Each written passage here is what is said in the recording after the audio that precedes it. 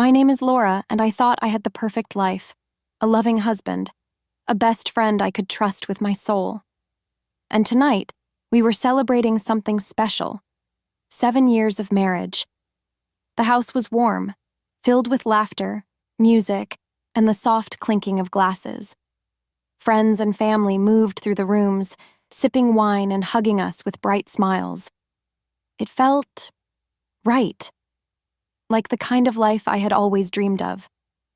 I wore the blue dress Mark loved, the one he said made my eyes sparkle. And as I walked across the living room, carrying a tray of champagne flutes, I spotted Jenna, my best friend since college, stepping in with her daughter Lily by her side. I beamed and waved them over. "You made it!" Jenna grinned, adjusting the ribbon in Lily's curly hair. We wouldn't miss it.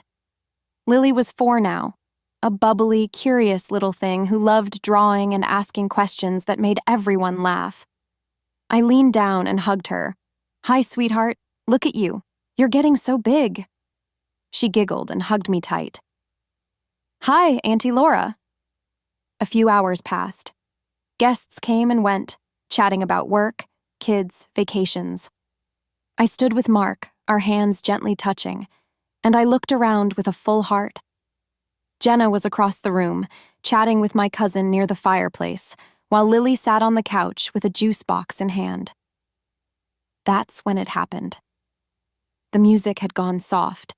Most people were finishing dessert. A lull in conversation made the room unusually quiet.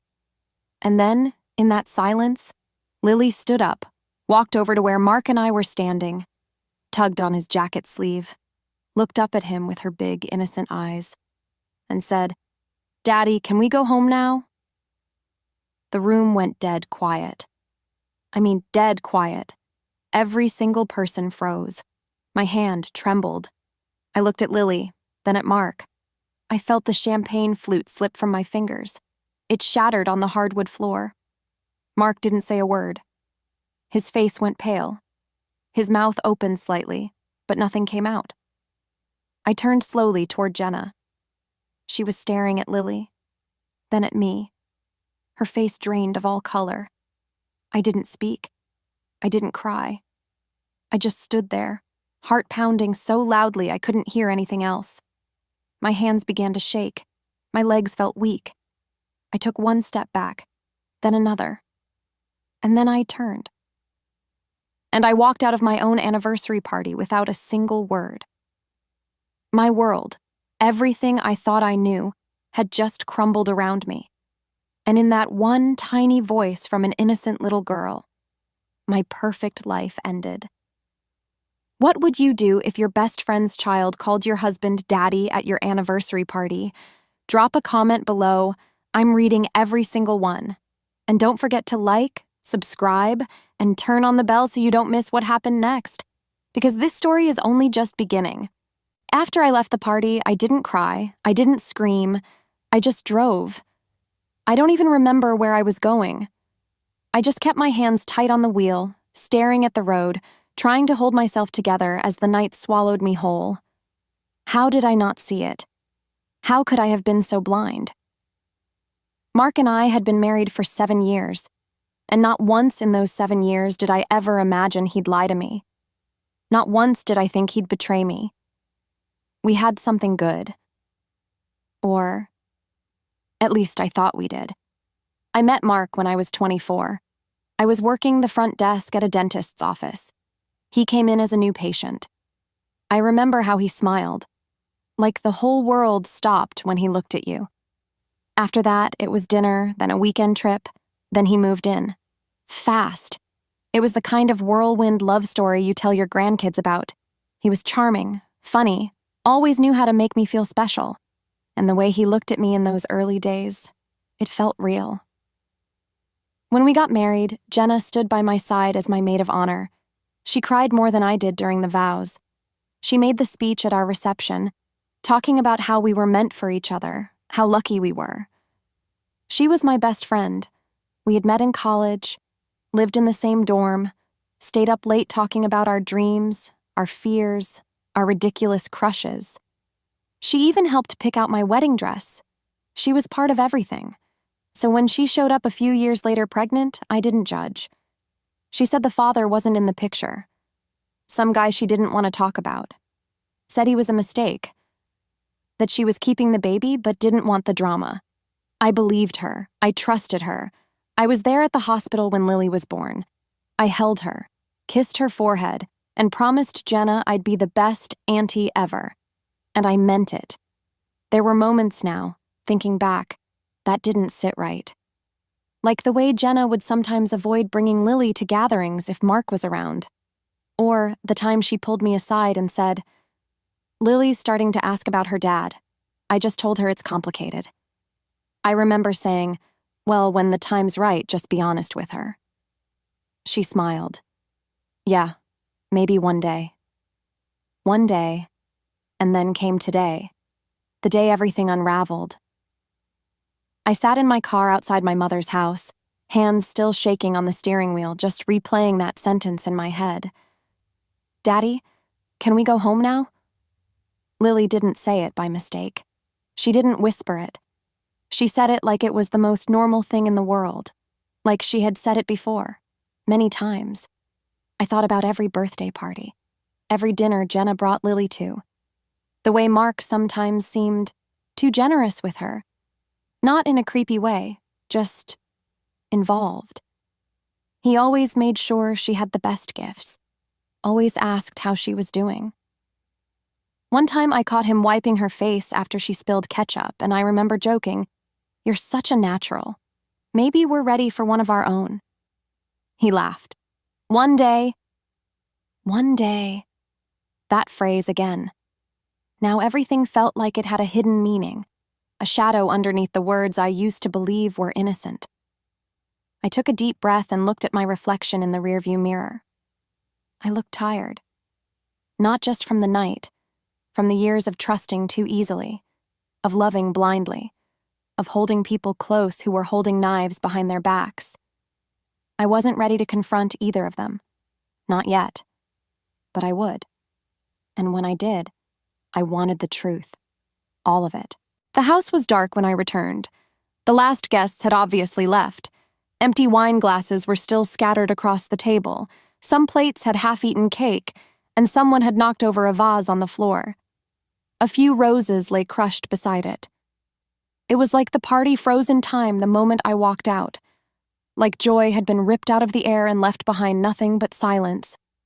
I closed the door behind me and walked into the living room.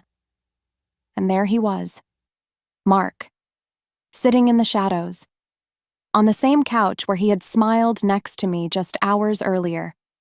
His elbows rested on his knees. His head hung low, like the weight of the truth had finally caught up to him. He didn't even flinch when he heard the door close. I stood there for a long second. My throat felt dry. My hands clenched into fists, then relaxed again. "Tell me," I said softly. He looked up slowly. "What?" "Don't pretend you didn't hear," I said. "Just tell me. Is it true?" He opened his mouth, closed it again. His face was pale, eyes bloodshot. "She didn't mean anything by it," he finally whispered. "She's just a kid, Laura. Kids say weird things sometimes."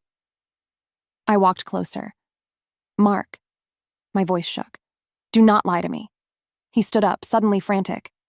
Okay, but it's not what you think, all right? It was a mistake." I stared at him. "What was a mistake?" He hesitated. I took a step closer. "Say it." He exhaled sharply and ran his hand down his face. "It was a long time ago, before she even had Lily. I didn't mean for it to happen. Jenna and we were both drunk. It happened. Once, maybe twice." I closed my eyes, not to cry, but to stop myself from breaking something. "You slept with my best friend." "It wasn't planned," he said quickly. "It was stupid. I regretted it the second it happened." I opened my eyes. "But you kept going back." He didn't answer. That was the answer. I sat down in the chair across from him. My knees felt weak. I folded my hands in my lap and stared at the floor. "So Lily is yours," I said. He didn't deny it. He just sat back down, elbows on his knees again, eyes full of shame, or maybe fear. "I'm sorry," he said quietly. "I didn't know how to tell you." I looked up at him. For a moment, I didn't even recognize the man sitting in front of me. "You were going to lie to me for the rest of our lives?" I asked. "Watch me hold that child, call her my goddaughter, laugh with Jenna like everything was fine, while you two had this disgusting secret? I never meant to hurt you." I laughed, not because it was funny, but because it was the most ridiculous thing I'd ever heard. "You never meant to hurt me," I repeated. "You just did it anyway." He opened his mouth again, but I raised my hand to stop him. "I don't want to hear excuses, not tonight, not ever." I stood up. He stood too. "Laura, please, don't leave." "I already did." And I meant it, because the moment Lily said, "Daddy, can we go home now?" something inside me left. The trust, the love, the belief that our marriage had any honesty in it. He looked like he wanted to grab my hand or say something to make it all better. But there was no better. There was no rewind button for this kind of betrayal. I turned toward the stairs and walked up to the bedroom. I didn't cry. I didn't scream. I just packed a small bag, took my car keys, and left again. This time, I wasn't running. I was getting ready for answers. And they were going to come from her. The next morning, I didn't go to work. I didn't even go home. I drove straight to Jenna's house. I didn't call. I didn't text. I just showed up, heart pounding, jaw tight, my fingers gripping the steering wheel so hard they ached. As I pulled into her driveway, I saw Lily's tricycle by the porch, the same one Mark had gifted her last Christmas. I remember how Jenna said it was too much at the time, but smiled anyway when Lily squealed and jumped on it. Now I couldn't unsee the weight behind that moment. I walked to the door, raised my hand and knocked, not once, but hard. 3 sharp knocks that said I wasn't here for small talk. It took a while, but eventually the door creaked open. Jenna stood there in her robe, her hair messy, eyes red like she hadn't slept all night. Maybe she hadn't. We stared at each other in silence for a second. Then she stepped aside. "Lily's in her room watching cartoons," she said quietly. I walked in without saying a word. We sat in the kitchen. No coffee, no chit-chat. Just cold silence and the hum of the fridge in the background. I folded my arms across my chest. "Just tell me." Jenna blinked, but didn't pretend not to understand. She looked down at her hands. "I was going to tell you," she whispered. "When?" I snapped. "After the next birthday party? After the next girls' weekend? Or maybe you were waiting until she called him Daddy again in front of someone else?" She swallowed hard, her voice trembling. "It wasn't supposed to happen like this." "Then how was it supposed to happen?" I asked. "You sleep with my husband, have his child, and pretend like nothing happened? You looked me in the eye every day like we were sisters. All those nights you cried on my shoulder? You were hiding this?" Tears welled in her eyes, but I didn't care. "You don't understand." "Then help me," I interrupted. "Make me understand how my best friend, the person I trusted more than anyone, slept with the man I married, got pregnant, and lied to my face for 4 years. Jenna finally looked at me. "It started one night," she said, voice low. "We had both been drinking. It wasn't planned. He said you two were fighting a lot back then, that he felt misunderstood. It just happened." I scoffed. "Oh, please. Don't you dare try to make it sound like it was my fault." "I'm not—" She shook her head, tears streaming now. "I didn't mean for it to go on, but it did. A few times. Then I found out I was pregnant. I didn't know what to do. He told me he'd handle it, that he'd take care of things, but he never did." I stared at her. "You told me Lily's father was a random guy, that you didn't even remember his name." She looked away. "I lied." No kidding. I stood up. I didn't want to destroy your marriage, she said weakly. Then maybe don't sleep with someone's husband, I snapped. She covered her face with her hands and sobbed. I didn't comfort her. Not this time. I just stood there, breathing slowly, trying to keep my own emotions from boiling over. I trusted you, I said quietly. You were the godmother to our future kids. You were supposed to be the one person I could count on. I'm sorry, she whispered. But sorry didn't fix it. Sorry didn't erase 4 years of deception, of letting me play with Lily, buy her gifts, treat her like family, when she was family in a way I didn't even know. I turned to leave. Jenna stood up quickly. Please don't say anything to her. She doesn't know. She still thinks... I paused at the door and looked over my shoulder. She doesn't know... yet. And then I left, because I needed time to think. But the fire inside me? It was growing fast. After I left Jenna's house, I didn't cry. I didn't scream. I didn't call anyone to talk about what just happened. I drove to the nearest hotel, paid for 2 nights in cash, and sat in silence with the curtains drawn and the lights off. There's something strange that happens when your heart breaks in slow motion. After the shock wears off, after the shaking stops, something colder starts to settle in. Not sadness, not anger. Focus. I pulled out a notebook from my bag, wrote down everything I knew, dates, conversations, little moments I used to ignore. I tried to piece together the timeline, to figure out how long they had been lying to me. I needed it all laid out in front of me. And then I picked up my phone. Not to call Mark, not to text Jenna. I searched for a divorce attorney, found one with 5 stars, booked a consultation for the next morning. I wasn't just going to leave quietly. I was going to do this right. The next few days felt like I was living someone else's life. I moved in silence. Every move calculated. I didn't tell my mom, didn't tell my coworkers. I smiled when I needed to. But my mind was on one thing, the truth and proof. I started with the bank accounts. I knew Mark and I had joint access, but I also knew he kept a separate card, just for work expenses, he always said. But I had seen the statements before. One time, I saw a charge at a toy store that didn't make sense. He claimed it was for his boss's kid.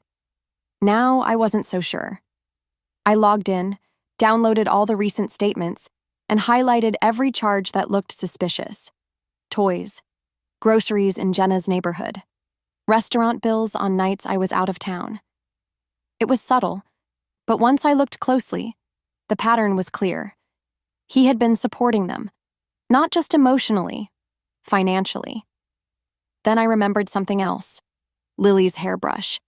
I had given it to her during a sleepover at our house a few months ago. She left it behind.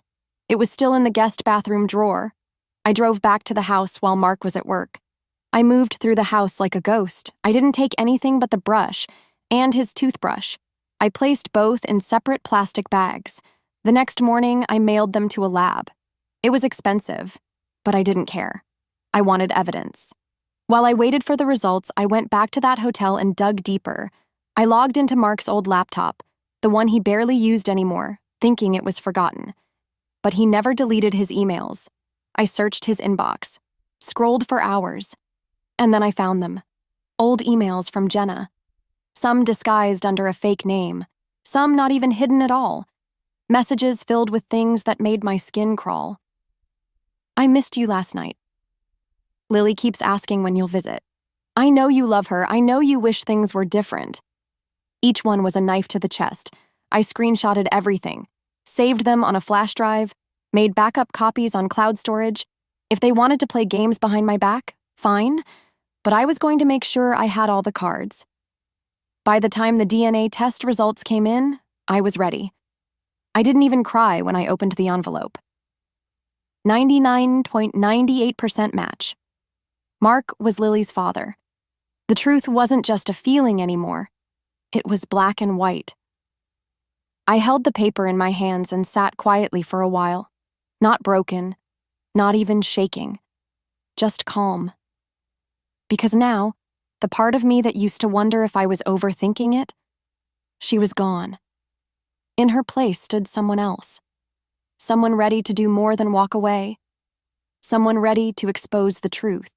By the time I finished planning it, I almost admired how quiet and clean it all felt. No screaming matches, no public meltdowns, just precision. I knew if I wanted to expose the truth, I had to do it on my terms, not in anger, not in chaos. I needed witnesses, people who mattered to them, people who mattered to me, people who would never look at Mark or Jenna the same way again. So I picked a date.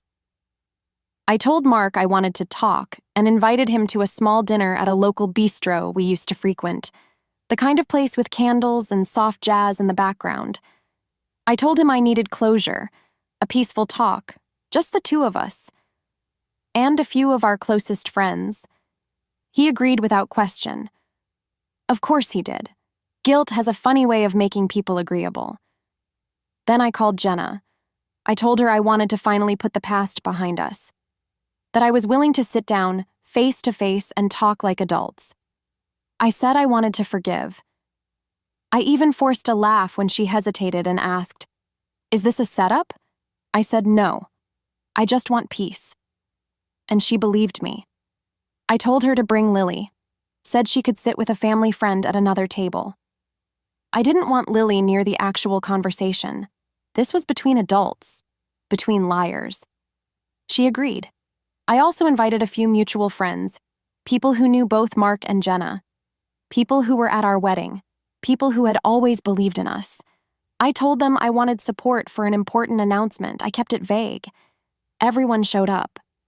We had a private dining room in the back of the restaurant, the kind with velvet curtains and golden wall sconces.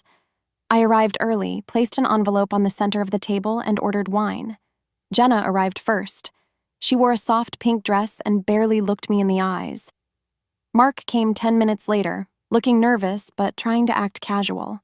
Our friends filled in the rest of the seats, making light conversation, unaware of what was about to happen. I stayed calm. When everyone had their drinks, I stood. "Thank you all for coming," I said gently. I know this was sudden, but I felt like it was time for truth and healing. Jenna shifted in her chair. Mark looked at me, his brow furrowed slightly. "I think we all know things have changed recently," I continued. "But before I can move forward with my life, I just need to say a few things and share something." I reached for the envelope. The room went quiet. I looked straight at Mark. "You told me it was a mistake, something that happened years ago, that it didn't mean anything." His face froze. I turned to Jenna. "And you told me you didn't want to destroy my life, that Lily didn't know the truth." Jenna's hands started to tremble in her lap. I held up the envelope. "This contains proof of what I already knew in my heart, but now it's no longer a feeling. It's fact." I opened the flap and slowly pulled out the DNA test results. Gasps. You could hear a fork drop. I passed the paper down the table. People leaned in, read the name on the page, read the percentage. I watched Jenna's face go white. Mark leaned back in his chair, speechless. One of our friends whispered, "Is this real?" I nodded. "It's real." I then reached into my purse and pulled out printed copies of the emails I had found, folded neatly, highlighted, dated. "I brought these too," I said, "because I want it to be crystal clear what's been happening behind my back for years." Mark reached for the papers with shaking hands. Jenna didn't move. I looked around the room, at the people who thought they knew us, at the people who stood by me at my wedding, and I said calmly, "I invited you all here not to shame them, but so no one would question why I'm walking away, why I'm done, why I'm choosing truth." No one said a word. No one needed to. Because what I had just done wasn't drama. It was justice. They didn't say a word, not at the dinner table, Not even after I left the folder sitting wide open with all their dirty secrets staring back at them like a spotlight they couldn't escape. Mark just sat there, his face blank, his hands frozen on the edge of the table. Jenna looked like a balloon slowly deflating, her eyes darting everywhere but at me. Her mouth opened once like she wanted to speak, but not even an apology could come out. I didn't give them a chance to respond. I stood, picked up my purse, turned to the stunned faces around the table and said, "Thank you all for coming. Now you know the truth. I'll let the lawyers take it from here." And I walked out. But that was just the beginning. The next morning, I filed for divorce. Not quietly, not in secret. I made sure to go through a firm that handled public cases, the kind that show up in the news if the story's juicy enough. And, oh, this one was. I gave them everything. The emails, the statements, the DNA tests, the timeline, the betrayal, the full list of witnesses. Then I pressed one more button. I sent the story, anonymously of course, to a local gossip blog that covered upper-middle-class scandals like candy. They didn't even hesitate. By the next day, the headline was everywhere. Wife exposes husband's affair and love, child with her best friend, at anniversary dinner. I didn't name names. But the people in our circle knew who it was. So did his office, so did hers. By the end of the week, Mark had been called into HR.